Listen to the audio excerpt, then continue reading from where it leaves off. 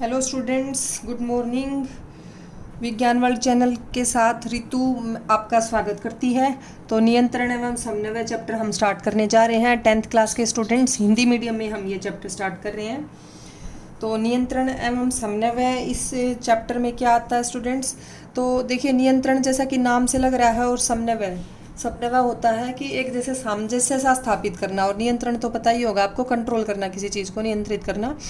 तो हमारा जो पूरा शरीर है, हमारा या पौधों का, क्योंकि दोनों ही मनुष्य को भी और पादपों को भी हम साथ साथ लेके चल रहे हैं। पीछे जैव प्रक्रम वाले चैप्टर में भी हमने दोनों के ही सभी तंत्र कवर किए थे। तो नियंत्रण, मनुष्य के शरीर का नियंत्रण कौन करता है? तंत्रिका तंत्र करता है। तो इस चैप्टर में हम तंत्रिका तंत्र के बारे में पढ़ेंगे। समन्वय, कोऑर्डिनेशन, साथ में सामंजस्य स्थापित करने के लिए हार्मोन वाला तंत्र है। तो हार्मोन से सारे अंतःस्रावी ग्रंथियों से बनते हैं, जिनके बारे में भी पढ़ेंगे हम इस चैप्टर में। और साथ साथ पादपों में समन्वय कैसे होता है वो भी जरूर करेंगे। तो आपने देखा होगा कि जो तंत्रिका तंत्र है, आपने छोटी कक्षाओं में पढ़ा होगा उसमें, कि एक संरचना होती है, एक कोशिका होती है, न्यूरॉन। तंत्रिका कोशिका भी जिसे बोलते हैं, या न्यूरॉन भी बोलते हैं। तो सबसे पहले आता है न्यूरॉन की संरचना। तो न्यूरॉन की संरचना बनाएंगे हम, कैसे बनती है न्यूरॉन की स्ट्रक्चर। तो देखिए, जो न्यूरॉन है, न्यूरॉन को आप इस तरीके से बना लीजिएगा। ऐसे उसमें बहुत सारी ग्राही कोशिकाएं होती हैं। क्या होती हैं? द्रुमिकाएं, डेंड्राइट्स।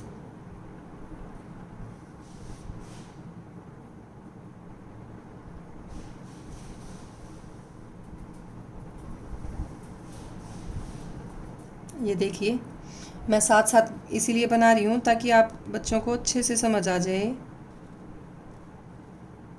कि कैसे बनाया है। नहीं तो अगर जैसे पहले बना के करेंगे तो वीडियो में काफ़ी कम टाइम लगेगा, छोटी बनेगी, देखना इजी हो जाएगा। लेकिन अगर साथ साथ बनाऊंगी तो समझ अच्छे से आएगा फिर।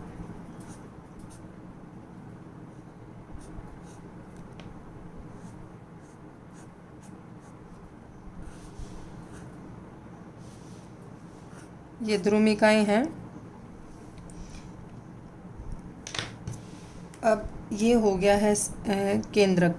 क्या आ गया है? ये केंद्रक। और केंद्रक के अलावा इसके चारों ओर ऐसे करके बनाएंगे आप, जैसे प्लास्टिक के की या रबड़ की कवरिंग होती है आपकी बिजली की तार के चारों ओर, ऐसे ही कवरिंग होएगी। ये भी एक तार की तरह ही है, क्योंकि इसमें से भी करंट जाएगा, रासायनिक आवेग जाएगा इसमें से। ठीक है, तो ये हमने बना लिया है। यहाँ पूरा कोशिका द्रव्य दिखा सकते हैं। ये एक कोशिका है जो शरीर की सबसे लंबी कोशिका है। 90 सेंटीमीटर लंबी होती है ये हमारे शरीर में है कोशिका ही। वही प्लाज्मा झिल्ली, केंद्रक वगैरह, वही सारे इसके अंदर कोशिका अंग होंगे, कुछ अलग से नहीं होता है। तो हम इसमें अब इसकी लेबलिंग की बात करें, इसके नाम लिख लेते हैं। तो ये क्या है स्टूडेंट्स? ये शुरू में जो मैंने बताई, इनको बोलते हैं द्रुमिका।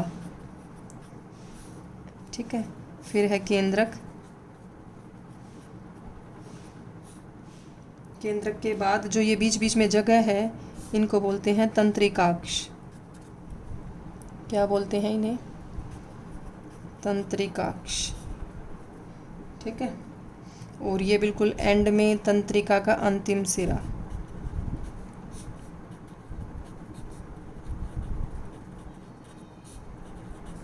तंत्रिका का अंतिम सिरा है, ये हो गया है तंत्रिकाक्ष।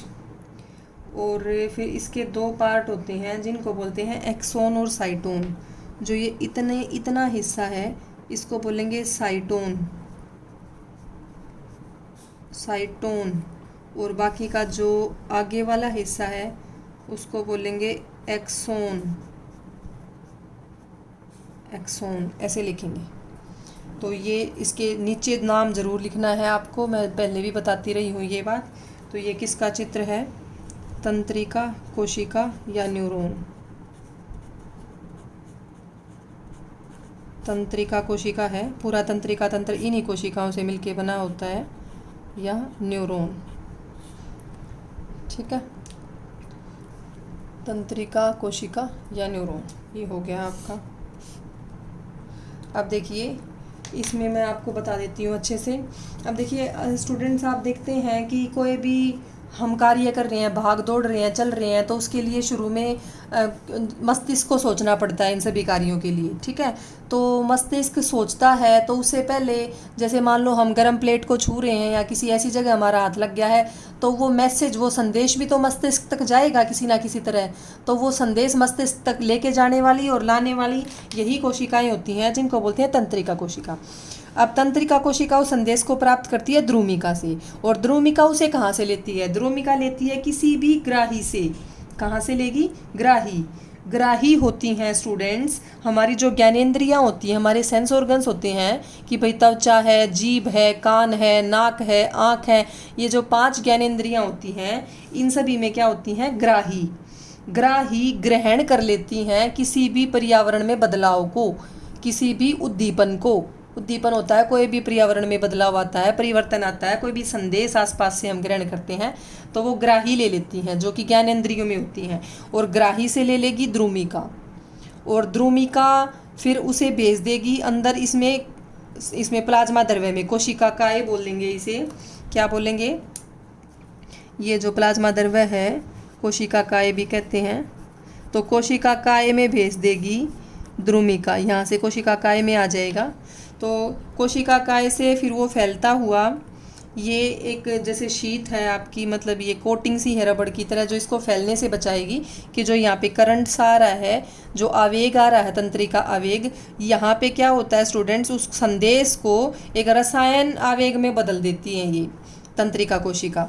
तो रासायनिक आवेग सा चलता है इसके अंदर से, ठीक है। तो इधर उधर ना फैल जाए, इसलिए ये हरे रंग की एक रबड़ की कोट सी होती है, कवरिंग सी होती है।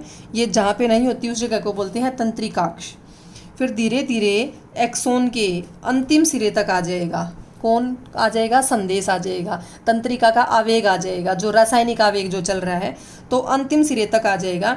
इसके बाद इससे आगे दूसरी तंत्रिका कोशिका शुरू हो जाएगी, जैसे दूसरी तंत्रिका कोशिका की ध्रुमिकाएं हो जाएंगी आसपास स्टार्ट, ठीक है।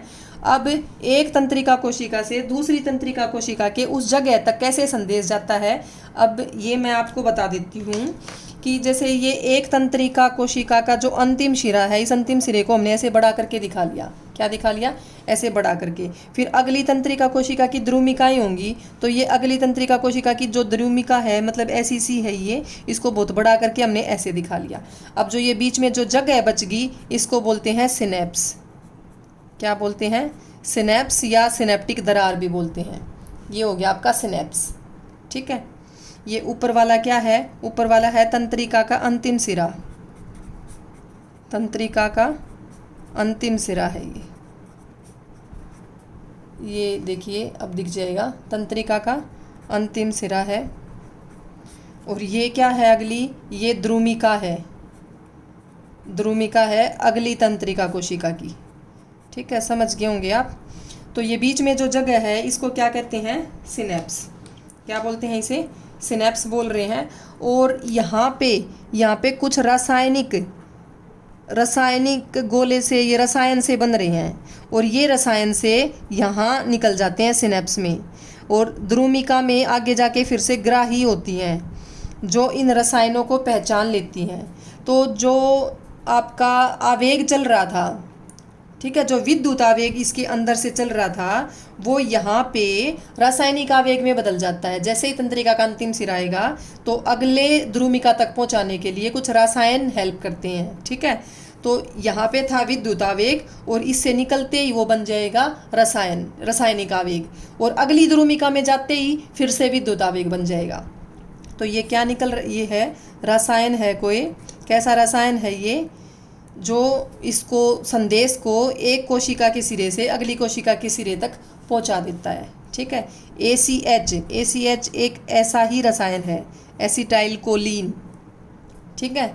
ACH एक A बड़ा, C छोटा लिखते हैं, और H भी छोटा। तो ये एक ऐसा ही रसायन है जो संदेश को पहुंचाता है। तो ये हो गया आपका सिनेप्स। और सिनेप्स को क्या बोलते हैं? सिनेप्स को अंतर्ग्रथन भी बोलते हैं। क्या बोलते हैं हिंदी में? अंतर्ग्रथन। मैं लिख देती हूँ यहाँ पे, अंतर्ग्रथन। नीचे भी रह आएगा, ऊपर भी रह आएगा, ध्यान से लिखना है आपको। तो ये हो गया अंतर्ग्रथन, समझा दिया है मैंने आपको ये। अब ऐसे ही ये तो एक तंत्रिका कोशिका ऊपर थी, अगली तंत्रिका कोशिका नीचे है, लेकिन ऐसे ही जब संदेश पहुंचाना हो तो अगली तंत्रिका कोशिका होने की बजाय जो दूसरा है वो पेशी भी हो सकती है आपकी, किसी पेशी तक संदेश पहुंचाना हो, ठीक है। ऐसे ही कोई भी ग्रंथि भी हो सकती है, किसी भी ग्रंथि तक संदेश पहुंचाना हो कि भाई हार्मोन्स को निकाल या और इस फलाने हार्मोन को बनाना बंद कर दे। इस तरीके से क्या होता है, अंतर्ग्रथन होता है, ठीक है। अगली पेशी हो सकती है, अगली ग्रंथि हो सकती है और अगली तंत्रिका कोशिका भी हो सकती है। एक तो तंत्रिका कोशिका पक्का ही होगी, तो ये अलग अलग हो सकती है। तो इसलिए अगर अगली ये तंत्रिका कोशिका की बजाय पेशी है तो उसको बोलेंगे तंत्रिका पेशी संधि, और अगली तंत्रिका कोशिका है तो सिनेप्स या अंतर्ग्रथन बोलते हैं, ठीक है। तो आप ये समझ गए होंगे अंतर्ग्रथन क्या है। अब अंतर्ग्रथन के बाद आता है, फिर करेंगे हम प्रतिवर्ती क्रिया। क्या करेंगे, प्रतिवर्ती क्रिया और प्रतिवर्ती चाप। तो प्रतिवर्ती क्रियाएं क्या होती हैं, ऐसी क्रियाएं होती हैं स्टूडेंट्स जो मेरुरज्जु नियंत्रित करती है। मेरुरज्जु क्या होती है, मेरुरज्जु आपका केंद्रीय तंत्रिका तंत्र का एक हिस्सा है। किसका हिस्सा है, केंद्रीय तंत्रिका तंत्र का हिस्सा है। देखिए स्टूडेंट्स, तंत्रिका तंत्र जो है आपका वो होता है केंद्रीय तंत्रिका तंत्र और परिधीय तंत्रिका तंत्र, ठीक है। रै पे छोटी ई की मात्रा है। अब जो केंद्रीय तंत्रिका तंत्र है उसमें आते हैं मस्तिष्क और मेरुरज्जु। मैं मेरुरज्जु की बात कर रही थी कि जो प्रतिवर्ती क्रिया है वो मेरुरज्जु नियंत्रित करती है, बाकी जितनी भी हमारी ऐच्छिक अनैच्छिक क्रियाएं हैं वो मस्तिष्क नियंत्रित करेगा। एक प्रतिवर्ती क्रिया मेरुरज्जु नियंत्रित करती है। मेरुरज्जु होती है हमारी रीढ़ की हड्डी के अंदर और मस्तिष्क होता है खोपड़ी के अंदर, ठीक है। किसके अंदर, खोपड़ी के अंदर, और ये रीढ़ की हड्डी के अंदर। और परिधीय तंत्रिका तंत्र, केंद्रीय तो मतलब जो बिल्कुल केंद्र में हो, परिधीय होता है जो आसपास परिधि में हो, फैला हुआ हो, ठीक है। तो परिधीय तंत्रिका तंत्र में आती हैं तंत्रिकाएं। भाई मस्तिष्क से निकलने वाली तंत्रिकाओं को बोलते हैं कपाल तंत्रिकाएं, और मेरुरज्जु से जो निकलती हैं उनको बोलते हैं मेरु तंत्रिकाएं, ठीक है। तो ये तंत्रिकाएं आती हैं इसमें और ये दोनों आते हैं इसमें। अब बात आती है कि ये दोनों उत्तक हैं, अंग हैं मस्तिष्क और मेरुरज्जु, तो इनकी रक्षा कैसे होती है। एक टॉपिक आता है कि ये इन दोनों की रक्षा कैसे होगी, कैसे रक्षित होते हैं ये। तो इनकी अगर रक्षा की हम बात करें तो मैं बता दूं कि जो मस्तिष्क की रक्षा है, मस्तिष्क की रक्षा करेगा आपका कपाल, खोपड़ी। मस्तिष्क की रक्षा कौन करता है, खोपड़ी करेगी। और मेरुरज्जु की रक्षा कौन करेगी, कशेरुक दंड, वो क्या होती है, रीढ़ की हड्डी, इसकी तो करेगी खोपड़ी। मस्तिष्क की रक्षा करने वाली है खोपड़ी या कपाल। भाई इतनी भारी हड्डियों से बना हुआ ढांचा है मस्तिष्क और मेरुरज्जु, नरम से अंग है। ऐसे ही जो हृदय है आपका और जो फेफड़े हैं, फुफ्फुस हैं, वो आपने पढ़ा होगा पिछले चैप्टर में। तो उनकी रक्षा करने वाली है पसलियाँ, पसलियाँ रक्षा करती हैं उनकी, ठीक है। तो मस्तिष्क की रक्षा करती है खोपड़ी या कपाल और मेरुरज्जु की रक्षा करती है रीढ़ की हड्डी। क्या बोलते हैं, और इसे रीढ़ की हड्डी रक्षा करती है इसकी, कशेरुक दंड बोलते हैं रीढ़ की हड्डी को हिंदी में, कशेरुक दंड। रीढ़ की हड्डी लिख लो, रीढ़ की हड्डी, नहीं तो भूल जाओगी कशेरुक दंड क्या है। रीढ़ की हड्डी सबको पता होता है। तो इस तरीके से इनकी रक्षा होती है। कोई भी प्रघात आघात है वो ये बचा लेंगे, ठीक है, ये चोट नहीं लगने देंगे, अंग को बचा लेते हैं आपके। अब ये तो होगी रक्षा इसकी। फिर आगे एक प्रश्न आता है कि ये कार्य कैसे करते हैं। ये दोनों अंग जो हैं मस्तिष्क और मेरुरज्जु, पूरा तंत्रिका तंत्र जो है वो कार्य कैसे करता है। तो मैंने आपको बताया पीछे कि जो ये दोनों अंग हैं इनका कार्य कैसे होता है। विद्युत आवेश जाएगा तंत्रिका कोशिका के अंदर से, क्या जाएगा, विद्युत आवेश, ठीक है। विद्युत आवेश जाएगा और विद्युत आवेश कहीं कहीं रासायनिक आवेश में बदल जाता है, बदल जाता है कि नहीं, रासायनिक आवेश में। वैसे देखें तो ये ज़्यादा तेज़ी से चलता है, ये थोड़ा धीरे चलेगा, लेकिन कहीं कहीं इसी की ज़रूरत होती है, रासायनिक आवेश की ज़रूरत होती है, ठीक है। फिर ये जो रासायनिक आवेश है ये आगे कार्य तो किसी पेशी को करना होता है। तो किसी पेशी, पेशी मतलब मसल्स जो हैं आपके पास, पैरों में हाथों में मसल्स हैं। मान लो आपने एकदम से कुत्ता देख लिया, उसको भगाना है तो दिमाग ऑर्डर देगा कि भाई पैरों की मसल्स को, पैरों की पेशियों को कि भागो, ठीक है, या हाथों में डंडा उठाओ और उसको भगाओ। तो इस तरीके से पेशियां कार्य करती हैं। तो पेशियों तक ऐसे संदेश आता है विद्युत आवेश और रासायनिक आवेश के रूप में। रासायनिक आवेश वहाँ बनेगा सिनेप्स वाली जगह पे, ठीक है, पेशी तक पहुँचाना होगा या दो तंत्रिका कोशिकाओं के बीच में। तो ये पेशी कैसे कार्य करती है? पेशी कार्य करती है, इसमें कुछ प्रोटीन होते हैं। क्या होते हैं पेशी में? कुछ प्रोटीन होते हैं, तो जो पेशी को उसके सिकुड़ने में और फैलने में सहायता करते हैं। किस में सहायता करते हैं? सिकुड़ने में और फैलने में, जिससे उसकी आकृति बदलती रहती है। भाई क्या करेगी पेशी? अपना आकार और आकृति को बदलेगी। आकार आकृति बदलेगा किसकी सहायता से? प्रोटीन की सहायता से। प्रोटीन होते हैं इसमें ऐसे कुछ, एक्टिन नाम का, मायोसिन नाम का प्रोटीन, आगे बड़ी कक्षाओं में आप कक्षा +1 में आप पढ़ेंगे। तो इस तरीके से इसकी क्या बदल जाती है? इसकी आकृति बदल जाती है, पेशी की व्यवस्था बदल जाएगी, भाई किस ढंग से व्यवस्थित हो रही है। ठीक है, अब देखो जैसे ये मेरा हाथ है, तो ये मैं इसको यूं कर रही हूँ, संकुचित हो गया, ये फैल गया, संकुचित हो गया, फैल गया। तो ये सारा काम कैसे हो रहा है? क्योंकि यहाँ पे पेशियाँ हैं हाथ में आपके, ठीक है। तो इन पेशियों में प्रोटीन है और वो प्रोटीन कर रहे हैं संकुचन, इसका आकार आकृति वो बदल रहे हैं। तो इस तरीके से कोई भी हमारा जो तंत्रिका तंत्र है, मस्तिष्क हो गया या मेरुरज्जु हो गया, इस प्रकार से वो कार्य करते हैं कि प्रोटीन की व्यवस्था आपके इसमें बदलती रहेगी। फिर उसके बाद आता है इन दोनों की संरचना, मस्तिष्क और मेरुरज्जु की। तो पहले हम मेरुरज्जु की कर लेते हैं। मेरुरज्जु में आएगा आपका क्या आएगा? इसमें आएगा प्रतिवर्ती क्रिया, कि जो मेरुरज्जु है वो किसको नियंत्रित कर लेती है? प्रतिवर्ती क्रिया को नियंत्रित करती है मेरुरज्जु, ठीक है।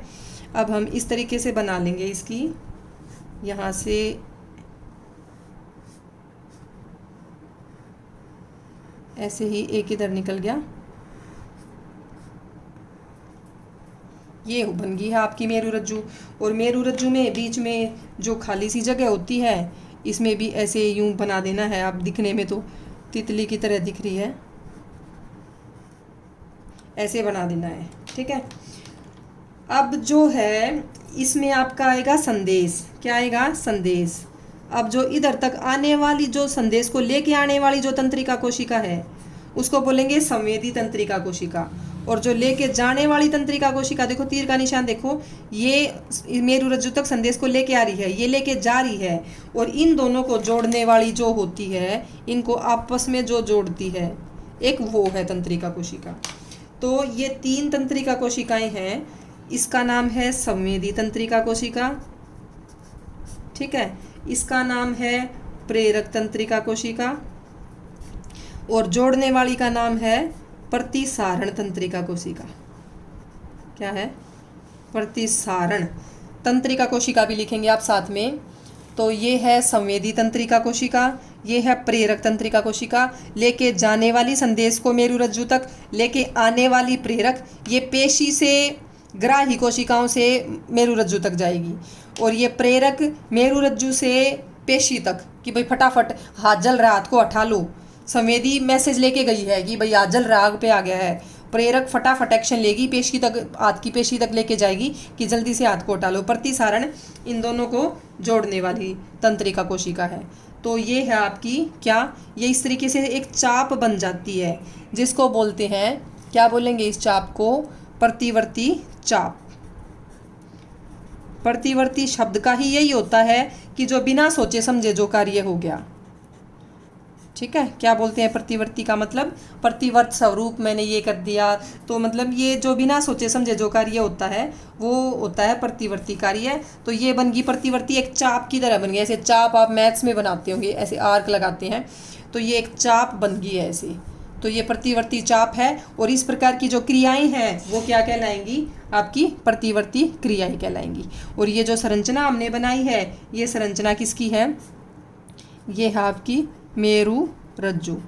तो मेरुरज्जु नियंत्रित करती है प्रतिवर्ती क्रियाओं को। किसको नियंत्रित करती है? प्रतिवर्ती क्रियाओं को। तो प्रतिवर्ती क्रियाएं ऐसी क्रियाएं हैं जो मेरुरज्जु नियंत्रित करती हैं और जो फटाफट होती हैं। जैसे आपका गरम प्लेट पे हाथ लग गया, आग पे हाथ चला गया, सुई चुभ गई, कांटा चुभ गया, तो हम बिना सोचे समझे एकदम से हाथ हटा लेते हैं स्टूडेंट्स। तो वो किस लिए हटाते हैं? क्योंकि अगर सोचने वाली सोचने वाला कार्य अगर शुरू करेंगे तो वो मस्तिष्क तक जाएगा, क्योंकि सोचने को मस्तिष्क नियंत्रित करता है। ठीक है, मस्तिष्क के अगर भाग में उसके लिए जगह होती है अलग से, तो वो बहुत टाइम लगने वाली प्रोसेस है कि भाई मस्तिष्क सोचेगा क्या करना है क्या नहीं करना है, इतने में हाथ जल के बहुत नुकसान हो जाएगा। तो इस प्रकार के जो कार्य हैं जिन्हें फटाफट होना होता है वो मेरु रज्जु नियंत्रित करती है, और उन क्रियाओं को बोलते हैं प्रतिवर्ती क्रियाएं। और जो ये चाप जैसी संरचना बन गई है इसको बोलते हैं प्रतिवर्ती चाप। ठीक है, अब जो ये मेरु रज्जु वाले जो प्रतिवर्ती क्रियाएं हैं ये करती तो मेरु रज्जु है, लेकिन इनका संदेश कहाँ तक जाएगा, मस्तिष्क तक भी जाता है संदेश। तो इनका जो संदेश है वो मस्तिष्क तक भी जाएगा। तो एक जगह होती है अलग से इसमें आपकी इस मेरु रज्जु में जो मस्तिष्क तक संदेश को लेके जाती है। तो ये सारा संदेश मस्तिष्क तक भी जाना होता है। ठीक है, तो उम्मीद करती हूँ आपको ये अच्छे से समझ में आ गया होगा। मेरु रज्जु के बारे में हमने कर लिया है, प्रतिवर्ती चाप प्रतिवर्ती क्रिया हो गया है, रक्षा और कार्य हो गए हैं उत्तकों के। उसके बाद हमारा बचा है कि मानव मस्तिष्क की संरचना और मानव मस्तिष्क के कार्य। ये देखिए स्टूडेंट्स, इसी में एक छोटा सा रह गया था कि तंत्रिका तंत्र के 2 की बजाय एक तीसरा हिस्सा भी होता है, ये बताना रह गया था। स्वायत्त तंत्रिका तंत्र बोलते हैं जिसे, स्वायत्त जो अपने आप कंट्रोल होता है, ऐसा कुछ है इसका मीनिंग। तो ये 2 प्रकार का होता है, अनुकंपी और प्रानुकंपी। आगे बड़ी क्लास में आ जाएंगे, ज़रूरत नहीं है आपके सिलेबस में इसकी। तो अनुकंपी प्रानुकंपी जो है ये एक दूसरे के अपोजिट काम करते हैं। एक जो करेगा दूसरा उससे उल्टा करेगा। जैसे एक आँखों की पुतली को बीढ़ा कर देगा तो दूसरा उसको फैला देगा। ठीक है, एक हार्ट बीट को बढ़ा देगा आपकी हृदय की गति को, दूसरा घटा देगा। तो इस तरीके के इनके कार्य हैं। ये आपकी बुक में तो खैर नहीं दिया हुआ है, लेकिन आपको बस नाम तो ध्यान होना ही चाहिए। तो अगर ये वीडियो हम कंप्लीट करते हैं प्रतिवर्ती चाप जो मस्तिष्क की संरचना और कार्य प्रणाली है वो अगले वीडियो में करेंगे। अगर आपको ये पसंद आई है तो इसे लाइक शेयर सब्सक्राइब ज़रूर करें।